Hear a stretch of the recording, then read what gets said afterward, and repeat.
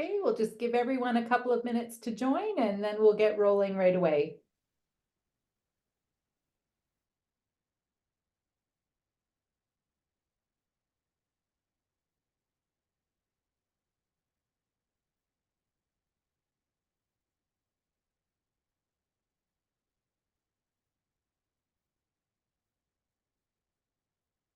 Okay, I'll kindly ask everyone to ensure that they're muted for this part of the presentation.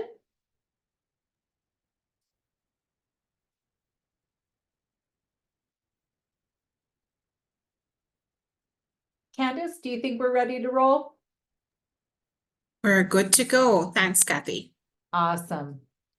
Well, welcome everyone. As you know, this webinar aims at guiding attendees through establishing a childcare cooperative in Alberta using best practices, expert advice, and resources outlined in the documents herein. So I wanted to welcome everyone here to the webinar. I hope it's a lovely sunny spring day where you are. Here in Saskatchewan, we've just finished our second winter. But the snow now we hope has melted for good and we can transition into the lovely weather. So I am Cathy Edwards and I am your host today. I am the entrepreneur in residence at Cooperatives First. And my co-host today is Candice Minott, our community engagement coordinator. We'll be introducing ourselves in more detail a little bit later. So as we noted, this webinar will share some key considerations for planning a childcare cooperative and the unique process that we have to support that, along with strategies for community building, support and involvement, the common hurdles and relevant solutions for Alberta. So as I mentioned, please ensure you're muted while we're all together. We are going to have a lot of time for discussion after this session. So please make sure to use the chat function and use the everyone function on the chat so we can be sure we're receiving your messages. We will run the webinar for about 35 to 40 minutes and then leave ample time for your questions thereafter. Before we dive into the content, I would like to do a land acknowledgement.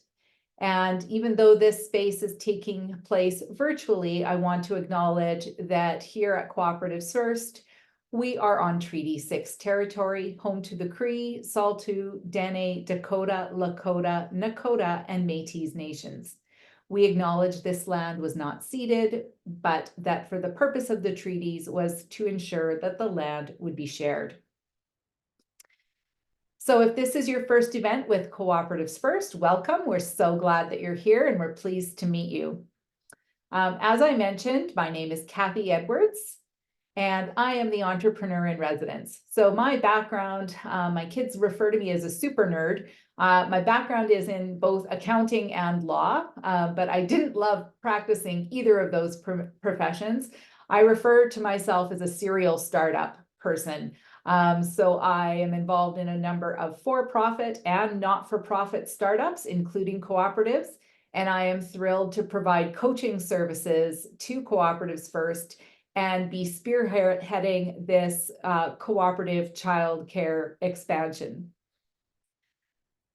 And now on to my co-host, Candice. Hi, everyone. I'm Candice Minott. I am the Community Engagement Coordinator here at Cooperatives First. My background is in marketing and sales, and I have had some experience in the corporate world and with nonprofits as well. My primary role is to manage client relationships and, of course, support childcare co-ops throughout the process from idea, incorporation, and on to Cathy, who will provide the business support. We're so excited to see you all here today, and we hope we can add value to your initiatives. And we're looking forward to our discussions with you as well. All right, if we can move on to the agenda. So a little bit about Cooperatives First. So we are a not-for-profit organization that serves rural and Indigenous communities across Western Canada since 2016. We are thrilled to be funded by Federated Co-op and the cooperative retailing system. And this funding allows us to provide excellent services and supports to cooperative startups at no cost to our clients. And so that's a really important feature that we want to add. So with this childcare expansion rollout, we also qualified for Prairie's CAN funding to help with this catalyzation project. And again, our services can be accessed free of charge. So we support communities to build sustainable cooperative businesses and enhance economic growth. So for today's agenda, we're going to talk about childcare at a high level perspective and why it's a vital consideration for many communities. We're going to talk in general about cooperatives and the cooperative model that we envision as being a perfect fit for childcare. We're going to talk about childcare co-ops and that we've worked with, the learnings and lessons that we've established and how we can help, and then how we can guide you along on the process of your own journey of starting a childcare cooperative.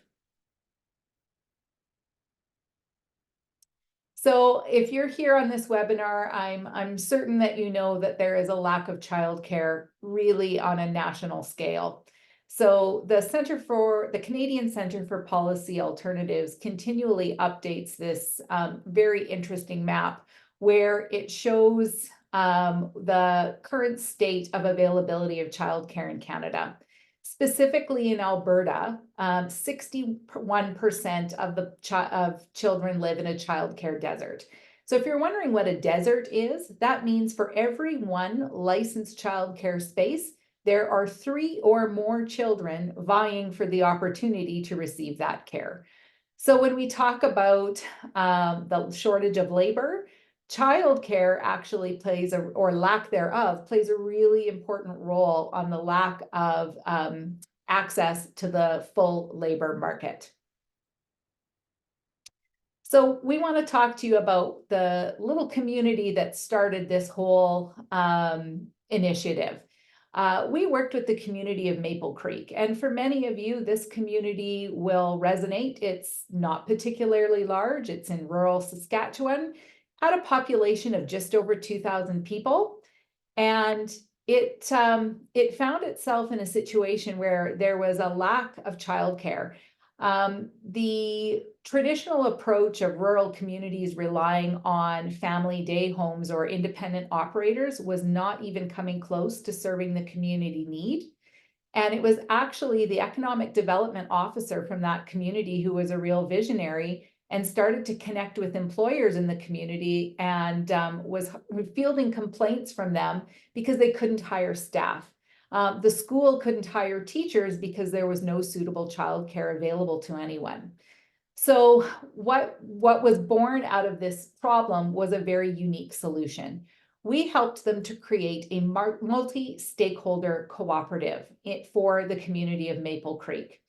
And I want to be very clear about this distinction. So when you think about childcare cooperatives, you often think of a parent-run cooperative, and that is a model that is successful in many ways. However, what we propose is this multi-stakeholder approach that came out of this Maple Creek project. So what was lovely about this approach is that it combined stakeholders from the local municipality, the rural municipality, the neighboring Nikanit Nation, an institutional partner, as well as community members collaborating together to all become involved in the creation of a not-for-profit childcare center. So the beautiful part of this approach is that it allowed a very wide cross-section of community engagement to ensure the longevity and stability of the facility without any one group being wholly responsible. We know that municipalities see the need for childcare, but often don't have the bandwidth to take that on as their sole responsibility. So this approach really wins on a number of levels. From a high-level perspective, it's important to know that healthy economies depend on childcare. So, as a parent, I've often looked at childcare as just providing a community or service or need. But from an economic perspective, it's really interesting to note that studies even before this access to $10 a day childcare, showed a multiplier effect that for every $1 spent on childcare in a regional economy, there was a further $1.38 to $2.54 generated. That's really an important economic driver and often more successful than some other economic initiatives. What also needs to be noted is that with access to $10 a day childcare, parents will have more disposable income and you'll have 2 working parents in the community. So potentially that economic driver will be significantly higher. Again, I touched on there is a strong tie between childcare and maternal employment. So if we want access to all of the folks who want to be gainfully employed in the community, providing access to affordable, meaningful childcare is the way to go. And all of this is not to say that there's amazing positive outcomes for children who get to participate in well-established licensed childcare. So it was also very interesting that last year when I attended the EDX conference in Alberta, there was a lot of discussion about this whole movement of live and work from anywhere with the whole virtual environment. And I thought it was very interesting that there was all of this dialogue about how do you attract these young families and this talent. And I think it needs to be highlighted that working from home does not mean childcare is not required. And if COVID taught us anything, it's very hard for all of us to be productive in the household at one time. Providing childcare in your community will ensure that your school system will be flourishing. And there is a timeline on this initiative. So the goal that everyone has signed on to is to create an abundance of childcare spaces for this, an abundance of childcare spaces by 2026. So that all Canadians can have access to affordable care. Okay. So again, why childcare? Why now? So in Alberta, there is a huge drive to create not-for-profit childcare centers. And this multi-stakeholder approach provides an opportunity for a wide cross-section of community engagement and development. Okay, next slide. So just to touch on Alberta specific details. So the bilateral agreement between Alberta and the federal government was signed in November of 2021, allocating $3.8 billion over 5 years for childcare improvement and development. So part of this mandate was to create 42,500 not-for-profit spaces by 2026. So that means the time is now for communities to come together and ensure that your community can offer and participate in this expansion program. It is also noted that in the last federal budget, there was an announcement that there would be additional capital funding in addition to what was promised under the bilateral agreements. And we understand that the CMHC, or Canada Mortgage and Housing Corporation, will be engaged to roll out these additional capital funding programs. We don't have specific details on that yet, but Cooperatives First will, the moment information is released, we will have briefing notes on that available for everyone and create pathways to participation. So I'd like to hand it over now to Candice, who will talk a little bit more about the cooperative model. Thanks, Cathy. So many of you may know about the cooperative model. For those of you who do not, you may ask, what is a cooperative? So a co-op is a business like a corporation, but with a few key differences. A co-op is owned by the people who use its services, and these owners are called members. Typically, it's a group of people who come together to solve a problem. A co-op's members all have equal voting power when making important decisions about the business. And this is called one member, one vote structure. So in a co-op, the decision-making power stays equitable, and no one person can take over the business. Not concerned with profit, the not-for-profit co-op exists to provide members with the service they need. In this case, it's childcare. And a co-op is a great model for childcare because those who need the service have a say in how it is run. And they aren't concerned necessarily with the business making a profit. They simply want childcare for their family. So why cooperatives? Cooperatives give the opportunity for a collective to come together to make solutions to problems in their community. It's very flexible, very versatile, very adaptable, and it lends itself to many persons, whether it be members of organizations, institutional players, corporations, to come together and have an equal footing at the table. One key characteristic that's very attractive to many persons is transparency. Because members are owners, they have an equal share to access any information regarding the cooperative. And as a community, the community values and purpose is prioritized over the individual. So why not for profit? We just want to acknowledge that within the Alberta childcare space, government funding is available for the for-profit model and also for the not-for-profit model. What we have found in terms of our experience and the research is that not-for-profits are a very viable and effective model because they serve the public interest. And because they're not generating a profit, at times the standards tend to be held very high. Nonprofits can include clubs, societies, those that have social objectives, and these are separate from charities. There are some times where there's a little confusion there.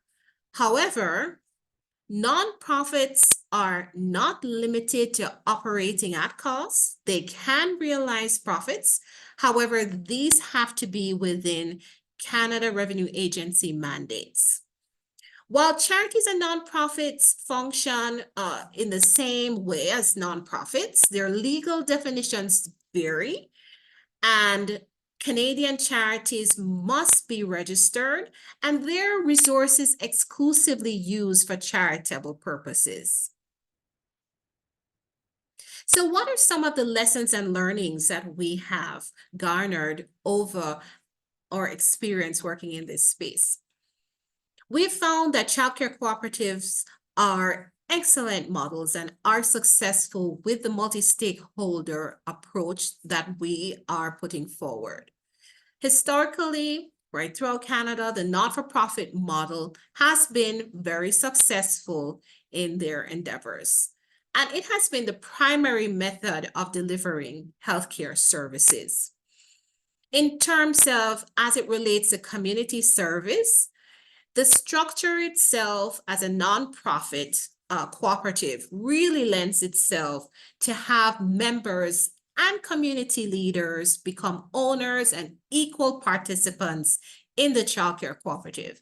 And as Cathy had mentioned, no one group or person bears the entire burden of the childcare. It really lends itself to longevity and allowing all members at the table to have a say. As childcare cooperatives are governed with one member, one vote system, the cooperative board will have to hire a program director, establish those priorities of setting up the childcare cooperative with support from the membership. And as we had mentioned before, the multi-stakeholder approach allows itself for municipal leaders, whether you have First Nations interests or other groups, whether it be ethnocultural groups or institutional players within the community who see a need for childcare to be an equal participant. And we've seen examples of this in Saskatchewan, through Maple Creek, through Bean Sprouts and Blooming Petals. These are some of our clients. This process takes a lot of time and effort, and there are many regulations and standards that have to be met. However, we want to encourage you that we are here to support, and there is additional support out there as well. So you may ask at this point, how do I get started? We recommend that you establish a steering committee of between 3 to 6 persons who may eventually go on and form the board, but play an active role in the decision-making process. We found that when you have a strong, effective steering committee that can carry you right through the process of incorporation into being operational, that you'll have a successful initiative. We can't underscore the fact that you need community support. So you need to be talking to your community leaders, your community members, establishing, yes, there is a need, but how can we all come together to play a role? So community engagement and community support is critical. And now I'll turn it over back to Cathy to let you know how we can support. Thanks so much, Candice. So here at Cooperatives First, as I mentioned, our services are free of charge to groups who are looking to fund and start up a not-for-profit cooperative model for childcare. So there are often lots of groups who want to run an independent childcare center, and those are all great. The scope of our support, though, is strictly targeted towards the not-for-profit childcare multi-stakeholder model. So we can do a number of things to help you get started. So in general, Cooperatives First provides support for this project with respect to getting you what we call investment ready. So we have tailored supports for each province, Alberta, Saskatchewan, and Manitoba, that works within the regulatory framework of what the grants or the granting program looks like in your specific province. So we've developed a province-specific workbook that will lay the foundations for the development of a business plan. By working through this workbook with us, we'll set you up for granting success. We'll build a financial model so that you can go into the project knowing really where all of the dollars and cents are flowing and how to ensure you can keep the lights on in your not-for-profit cooperative. So some of this financial forecasting is a really important tool that we advise be done very early on. We can help you identify critical considerations for your facilities, and then, of course, understand what all of the regulatory needs are in terms of staffing and operations. So we provide all of this professional support free of charge. Next slide, okay. And so in addition, of course, when you get started, you have to form a new incorporated cooperative. So we can handle assisting with the incorporation. The only charge for incorporation is a cost recovery fee for any fees that were charged by the provincial government when we register a new corporation. So that's simply cost recovery.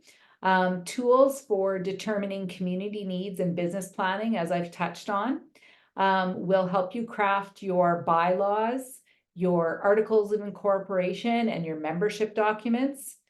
And then, of course, once you are approved for funding, we can assist in facility planning support, operational guidance, and financial preparation. So we really look forward to working with as many folks from Alberta as we can to sort of spread this cooperative model. I'll turn it over to Candice for any other final remarks that she may have, and then we would love to open up the floor to any questions. And I know that there's been a lot going on in the chat, so we'll work our way through those as well. Thank you so much, Cathy. And I just want to let the participants know that for childcare, we will pay for incorporation fees as it relates to that. Thanks for that clarification, Candice. Okay, so at this time, we are going to open the floor for questions. I ask that you indicate by raising your hand, or you can pop your question in the chat. We will go through in order that it is received. However, I'm sure you have questions for Cathy or myself. I've put up our contact details here on the screen, so feel free to reach out to us. Also know that our website has resources that can help you as well. So you can either send us an email, check us out. We have quite a bit of resources, not just on childcare, but it covers the whole spectrum of cooperatives. So I'm going to look to the chat to see if we have any questions here. Not seeing any hands raised so far. I think. Oh, Candice, there was a question from Joshua, and he asked about specific references for the multiplier effect statistics. And I can Yes. certainly circulate that to anybody who's interested. I believe we have access to your emails. So just so you know where that data came from, one of our partners on our advisory committee is Dr. Susan Prentice from the University of Manitoba.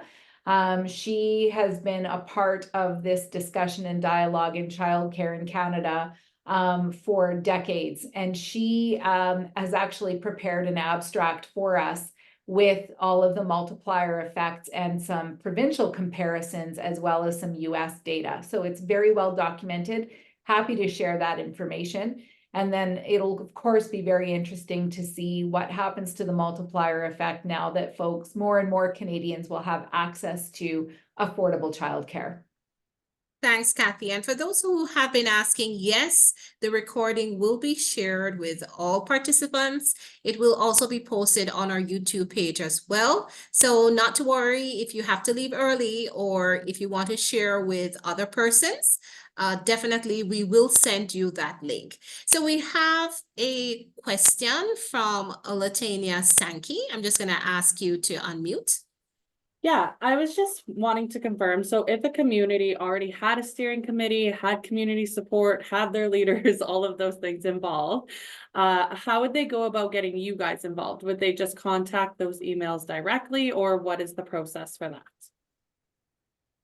You bet. You can just reach out to probably Candice. So she gets the ball rolling. So she has the initial meetings with your group. She'll guide you through the incorporation process as a cooperative. You'll help you structure your bylaws and your articles of incorporation. And then once you are legally incorporated, that's always one of the key criteria to be able to apply for grants and funding. And then we'd move you through onto the coaching process and work you through the workbook, the financial modeling, and all of the sort of exploration that you need to consider to start up. Okay. Is that your only question? Any other question for Cathy? Just one more. So what if you already had a nonprofit that was interested in expanding or things as well, but just needs that further support? Is that something that you guys would be willing to offer? Well, our primary goal of this project is to start new cooperatives.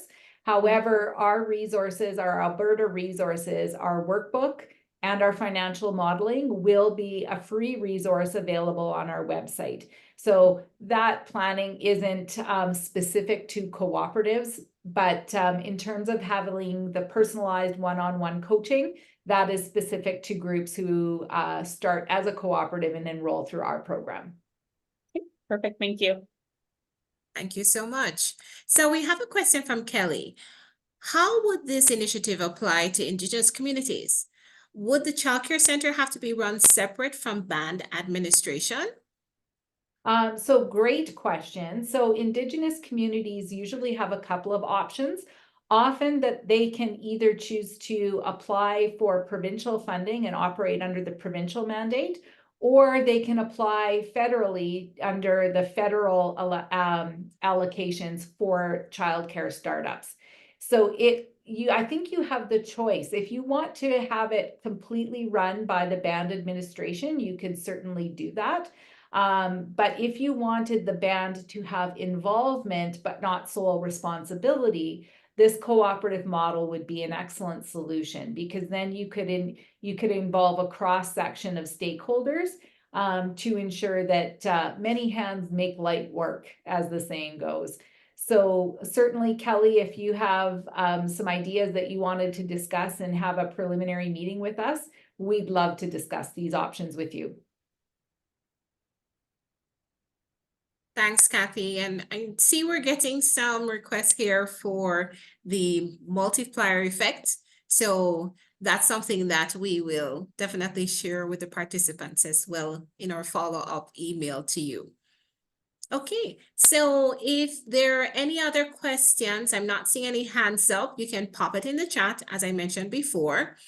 Cathy, is there anything else you'd like to add to maybe enrich the discussion?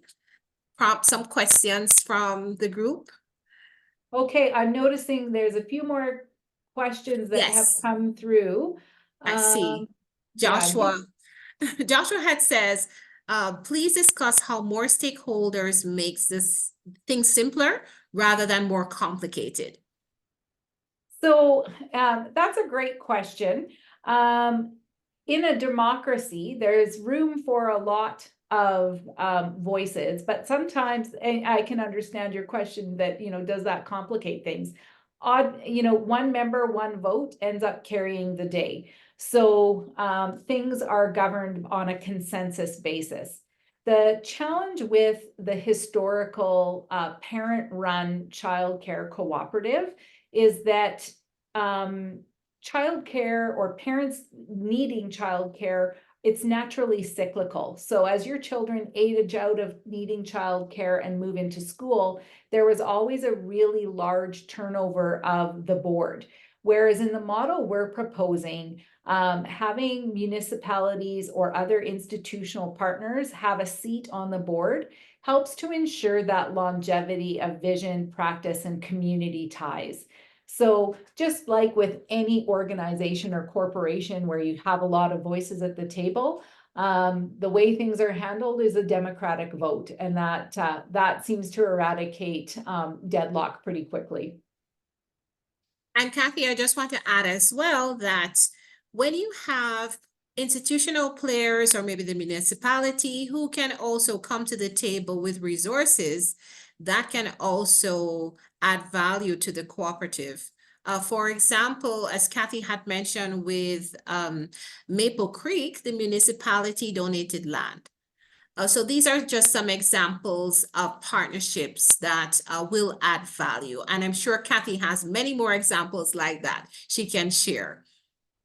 You bet. Sorry, and there was another question that came in. Somebody is asking that they had wanted to start a for-profit childcare center, but now is considering switching to a not-for-profit organization. Absolutely, you can make the transition from for-profit to not-for-profit. That would involve some work with the Alberta registry to change the designation of your corporation. And whether you can transition, you may just choose to wind up the for-profit organization and start anew. That would be very easy to do if no business has been transacted. So if that's something you're interested in doing, Ace, you could contact us offline and we could see what we could do to assist. Thanks, Cathy. I also see where Jillian has put in the chat as well that she said, hi everyone, I'm a part of a nonprofit housing cooperative in Edmonton, Rooted Community Housing Cooperative. We're still in the feasibility stage, but we would love to partner with a childcare co-op as part of our development. Please feel free to reach out to chat if you're interested, and she has put her contact details there. So yeah, we had the great pleasure of helping Jillian's group incorporate as a cooperative. And they have a really awesome vision for their housing cooperative. And we are seeing this become a more and more popular idea to combine those two into a really rooted community. Thank you for that, Cathy. And I see that that idea has been springing up right across Canada in terms of elderly care with early learning care. So definitely that is something that groups can really look out for as well, to collaborate with other players. And I see where Safira has her hand up. You can go ahead and Yeah, unmute yourself. hi. Yeah, thanks for this. This is very informative. I'm working on a community project down in Medicine Hat, and we're exploring a multi-stakeholder cooperative, but for home care. And I wanted to attend because, like, I see a lot of similarities in terms of the case that you're making for childcare, as well as the case for care for older adults. And I guess I'm just curious, like a little bit on the high level side of things, like how did cooperatives first arrive at the ability to like provide so much support specifically for like a not-for-profit multi-stakeholder childcare? And do you see in the future like any potential of that sort of expanding to something like home care, which, or even housing, which both have like real needs right now in our community? That is an awesome question. So the specific child care project we applied for and were successful in receiving Prairie's Can funding to really help us sort of launch and explore this initiative. But notwithstanding, we have very good long-term funding from federated cooperatives. So that allows us to provide support for any type of cooperative startup. So what I would encourage you to do, I'm not sure if you've worked with our organization in the past, but we have actually supported a group in Piney, Manitoba. They are doing seniors housing as a not-for-profit cooperative. And we also have, like we mentioned, Rooted in Community was a housing cooperative that we helped get established. So we will work with any type of cooperative business and can provide those supports. Thanks for that, Cathy. Yeah, if you're interested in having more support from our organization, if you go to our website at cooperativesfirst.com, there's a really nice yellow button that says apply for support. You just need to fill out the basic information, and then one of our engagement coordinators will be in touch with you. So Cathy, I have a quick question, just for the benefit of the meeting. I think we could maybe go into a charity versus nonprofit, that concept, just to ensure that persons are very clear in terms of a nonprofit cooperative as opposed to a charity, as opposed to a for-profit entity. For sure. So really the primary distinction is from a Revenue Canada perspective. So when you think of a charity, that's an organization that has to meet one of the key charitable initiatives, and you must, or a charitable purpose, and it gives you the right to issue donation receipts. So individual donors can donate money to you and you can issue a tax receipt. Having that accreditation as a charity also comes along with a large number of reporting criteria. So you are required to be an audited organization.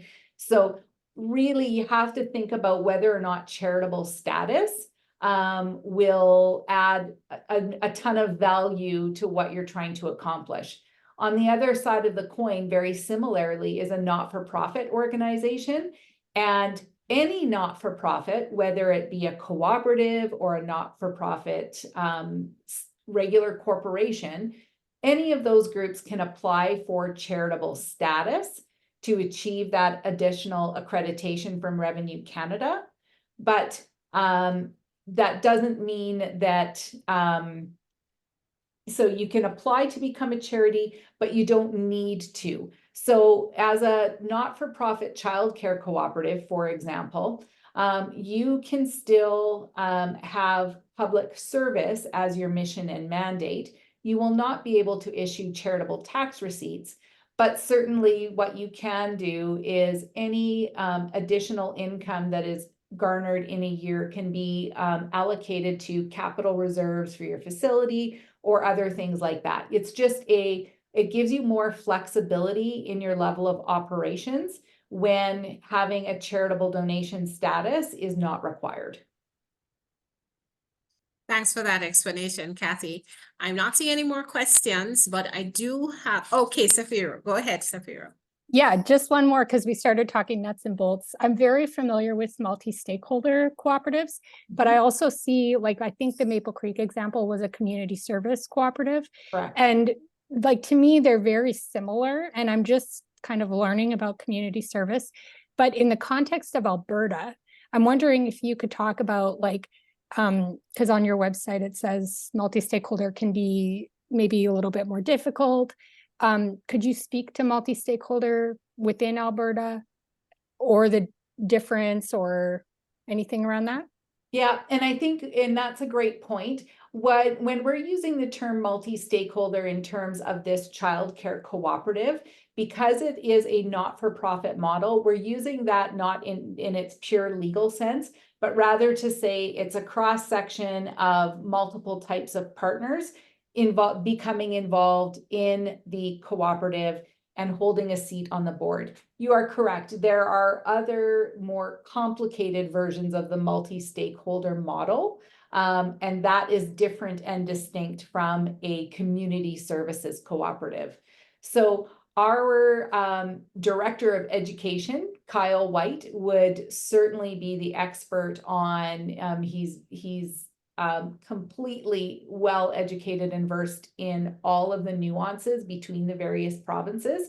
So if this is something that you needed more in-depth, detailed information on, we could certainly direct you to Kyle and he'd be able to answer all of those detailed questions. So just to clarify, when you say multi-stakeholder, are you actually meaning community service? For them in the not-for-profit arena, yes. Okay. Yeah.